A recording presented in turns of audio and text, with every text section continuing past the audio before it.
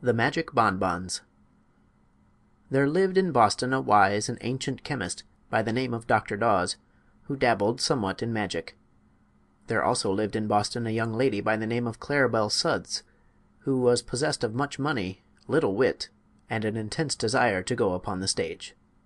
So Claribel went to Dr. Daws and said, "I can neither sing nor dance. I cannot recite verse nor play upon the piano. I am no acrobat nor leaper nor high kicker. Yet I wish to go upon the stage. What shall I do?" "Are you willing to pay for such accomplishments?" asked the wise chemist.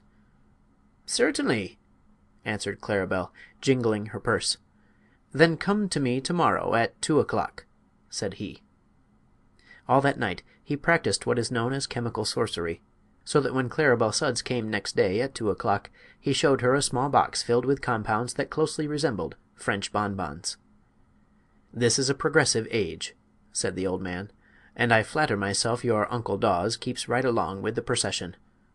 Now, one of your old-fashioned sorcerers would have made you some nasty, bitter pills to swallow, but I have consulted your taste and convenience. Here are some magic bonbons. If you eat this one with the lavender color you can dance thereafter as lightly and gracefully as if you had been trained a lifetime. After you consume the pink confection you will sing like a nightingale. Eating the white one will enable you to become the finest elocutionist in the land. The chocolate piece will charm you into playing the piano better than Rubinstein. While after eating the lemon yellow bonbon you can easily kick 6 feet above your head." "How delightful!" exclaimed Claribel, who was truly enraptured. "You are certainly a most clever sorcerer, as well as a considerate compounder." And she held out her hand for the box. "Ahem!" said the wise one. "A check, please." "Oh, yes, to be sure. How stupid of me to forget it!" she returned. He considerately retained the box in his own hand while she signed a check for a large amount of money, after which he allowed her to hold the box herself. "Are you sure you have made them strong enough?" she inquired, anxiously. "It usually takes a great deal to affect me." "My only fear," replied Dr. Daws, "is that I have made them too strong, for this is the first time I have ever been called upon to prepare these wonderful confections." "Don't worry," said Claribel. "The stronger they act the better I shall act myself." She went away after saying this, but stopping in at a dry-goods store to shop she forgot the precious box in her new interest and left it lying on the ribbon counter. Then little Bessie Bostwick came to the counter to buy a hair ribbon and laid her parcels beside the box.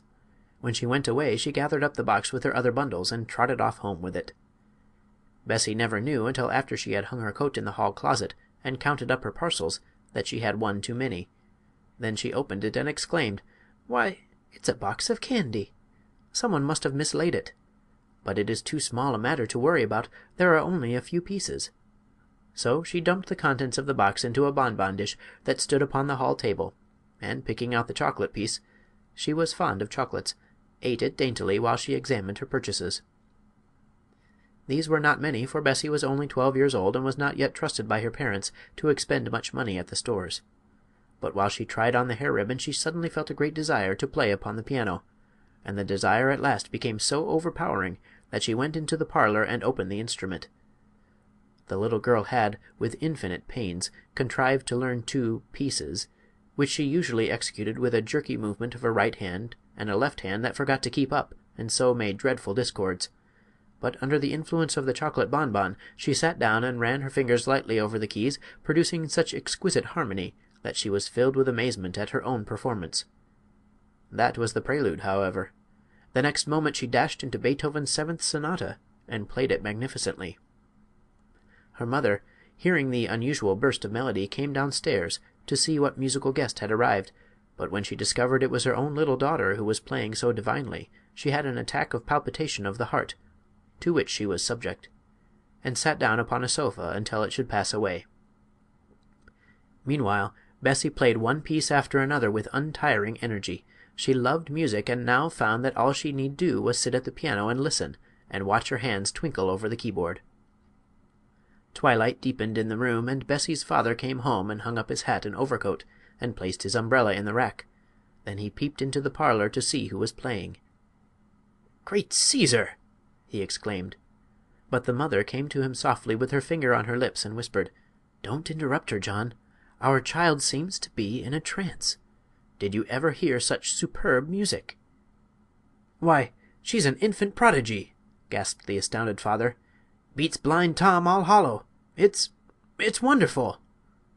As they stood listening the senator arrived, having been invited to dine with them that evening, and before he had taken off his coat the Yale professor, a man of deep learning and scholarly attainments, joined the party. Bessie played on, and the four elders stood in a huddled but silent and amazed group, listening to the music and waiting for the sound of the dinner gong. Mr. Bostwick, who was hungry, picked up the bonbon dish that lay on the table beside him and ate the pink confection. The professor was watching him, so Mr. Bostwick courteously held the dish toward him.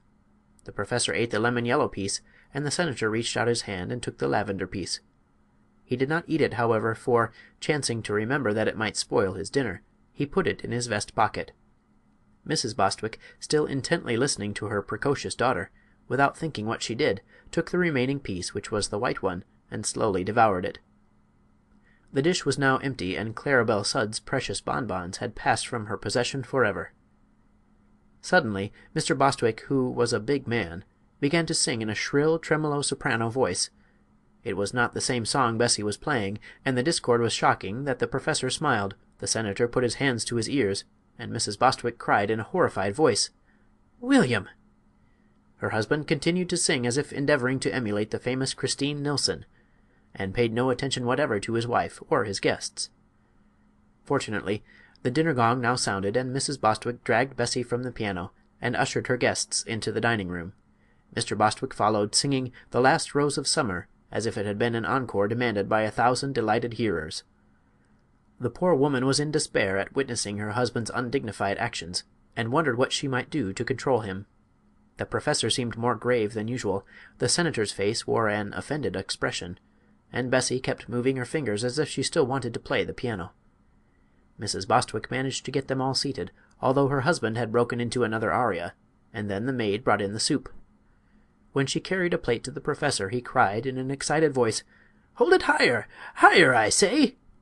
And springing up he gave it a sudden kick that sent it nearly to the ceiling, from whence the dish descended to scatter soup over Bessie and the maid and to smash in pieces upon the crown of the professor's bald head. At this atrocious act the senator rose from his seat with an exclamation of horror and glanced at his hostess. For some time Mrs. Bostwick had been staring straight ahead with a dazed expression, but now, catching the senator's eye, she bowed gracefully and began reciting "The Charge of the Light Brigade" in forceful tones. The senator shuddered. Such disgraceful rioting he had never seen nor heard before in a decent private family. He felt that his reputation was at stake, and, being the only sane person, apparently, in the room, there was no one to whom he might appeal. The maid had run away to cry hysterically in the kitchen. Mr. Bostwick was singing "Oh, Promise Me." The professor was trying to kick the globes off the chandelier. Mrs. Bostwick had switched her recitation to "The Boy Stood on the Burning Deck," and Bessie had stolen into the parlor and was pounding out the overture from the Flying Dutchman. The senator was not at all sure he would not go crazy himself presently, so he slipped away from the turmoil and, catching up his hat and coat in the hall, hurried from the house. That night he sat up late, writing a political speech he was to deliver the next afternoon at Faneuil Hall. But his experiences at the Bostwicks had so unnerved him that he could scarcely collect his thoughts, and often he would pause and shake his head pityingly as he remembered the strange things he had seen in that usually respectable home. The next day he met Mr. Bostwick in the street, but passed him by with a stony glare of oblivion. He felt he really could not afford to know this gentleman in the future. Mr. Bostwick was naturally indignant at the direct snub, yet in his mind lingered a faint memory of some quite unusual occurrences at his dinner party the evening before, and he hardly knew whether he dared resent the senator's treatment or not. The political meeting was the feature of the day, for the senator's eloquence was well known in Boston. So the big hall was crowded with people, and in one of the front rows sat the Bostwick family, with the learned Yale professor beside them. They all looked tired and pale, as if they had passed a rather dissipated evening, and the senator was rendered so nervous by seeing them that he refused to look in their direction a second time. While the mayor was introducing him, the great man sat fidgeting in his chair, and, happening to put his thumb and finger into his vest pocket, he found the lavender-colored bonbon he had placed there the evening before. "This may clear my throat," thought the senator, and slipped the bonbon into his mouth. A few minutes afterwards he rose before the vast audience, which greeted him with enthusiastic plaudits. "My friends," began the senator in a grave voice, "this is a most impressive and important occasion." Then he paused, balanced himself upon his left foot, and kicked his right leg into the air in the way favored by ballet dancers. There was a hum of amazement and horror from the spectators, but the senator appeared not to notice it. He whirled around upon the tips of his toes, kicked right and left in a graceful manner, and startled a bald-headed man in the front row by casting a languishing glance in his direction. Suddenly Claribel Sudds, who happened to be present, uttered a scream and sprang to her feet. Pointing an accusing finger at the dancing senator, she cried in a loud voice, "That's the man who stole my bonbons! Seize him! Arrest him! Don't let him escape!" But the ushers rushed her out of the hall, thinking she had gone suddenly insane, and the senator's friends seized him firmly and carried him out the stage entrance to the street, where they put him into an open carriage and instructed the driver to take him home. The effect of the magic bonbon was still powerful enough to control the poor senator, who stood upon the rear seat of the carriage and danced energetically all the way home, to the delight of a small crowd of boys who followed the carriage and the grief of the sober-minded citizens who shook their heads sadly and whispered that another good man had gone wrong. It took the senator several months to recover from the shame and humiliation of this escapade, and, curiously enough, he never had the slightest idea what had induced him to act in so extraordinary a manner. Perhaps it was fortunate the last bonbon had now been eaten, for they might easily have caused considerably more trouble than they did. Of course, Claribel went again to the wise chemist and signed a check for another box of magic bonbons, but she must have taken better care of these, for she is now a famous vaudeville actress.